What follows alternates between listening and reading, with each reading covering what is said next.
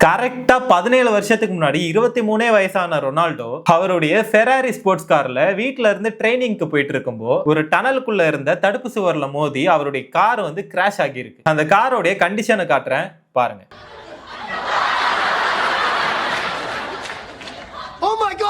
நம்ம வீட்ல எல்லாம் சும்மா கால் தடிக்கிட்டாலோ பூனை நடுவுல குறுக்க போனாலோ அதுலயும் கருப்பு பூனை போனா அவ்வளவுதான். காலையில யார் முகத்துல முழிச்சாரோ தம்பி நேரம் சரியில்லை வீட்டுல உட்காந்துட்டு போன்னு சொல்லுவாங்க. பட் தலைவன் இவ்வளவு பெரிய கிராஷுக்கு அப்புறம் கூட உடனே கிளம்பி ரொம்பவே நார்மலா அவருடைய டீம் கூட ட்ரைனிங் அட்டெண்ட் பண்ணியிருக்காரு. பேரை கேட்ட உடனே சும்மா அதறது இல்ல.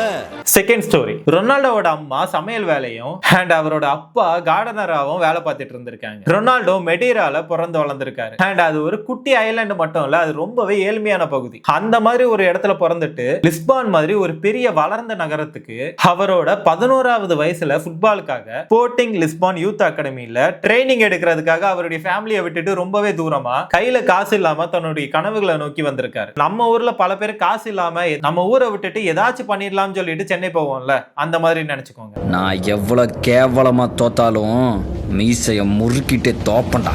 மாப்பிள இவன் தான் எங்கேயோ செமத்தியா வாங்கியிருக்கான்.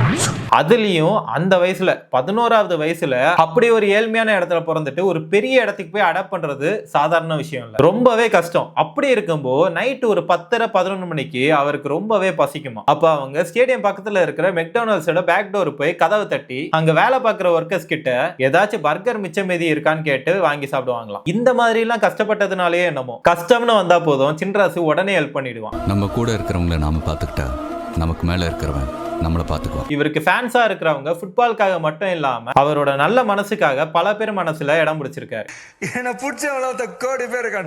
இந்த மாதிரியான இன்ட்ரெஸ்டிங்கான ஸ்டோரியை ஜாலியா பார்க்கணும்னு ஆசைப்பட்டீங்கன்னா சேனலை சப்ஸ்கிரைப் பண்ணிட்டு உங்க ஃப்ரெண்ட்ஸ் ஆர் ஃபேமிலியை ஷேர் பண்ணி விட்டுருங்க.